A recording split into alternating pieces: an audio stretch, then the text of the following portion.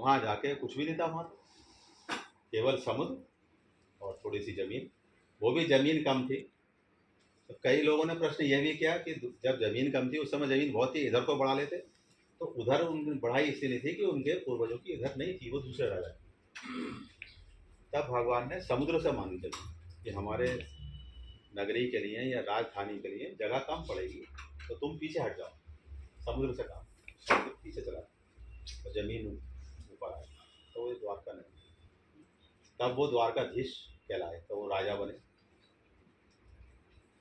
इसके पीछे उन्होंने, रुक्मणी जी ने यही आधार बनाया कि हमने ये नहीं देखा कि आप राजा हैं या नहीं।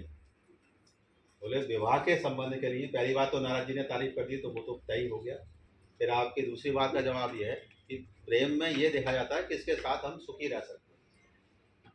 आवश्यकता है तो सब लोग जुटा लेते हैं, लेकिन अगर प्रेम नहीं है, क्यों भाई है पूजा, तो फिर कोई फायदा नहीं। क्यों भाई मनोज है, आप बाहर से आए और पत्नी एक गिलास पानी का ना लाए तो भी क्या फायदा है? या पत्नी का हालचाल पति ना पूछे कि भाई आज तक ऐसी तबीयत है, क्या है,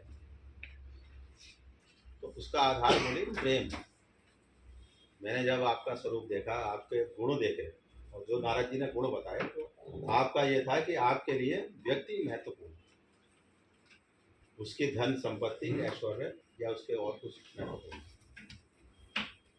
तो बोले मैंने इसलिए आपको पसंद किया, भले ही आप राजा हो या नहीं। अब बाद में तो राजा बन ही गए, क्या भगवान है नहीं।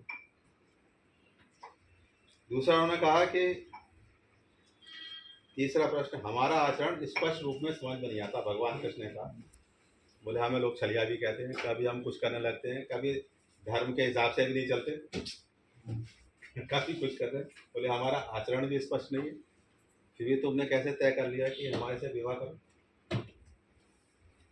तो रुक्मणी जी ने उसका भी जवाब दिया कि बोली वो बात ठीक है कि देखने में सांसारिक से आपका आचरण लग रहा है, लेकिन उस कार्य का उद्देश्य आपका अच्छा है। वह क्या है उद्देश्य? जन कल्याण, धर्म की रक्षा, दुष्टों का संहार।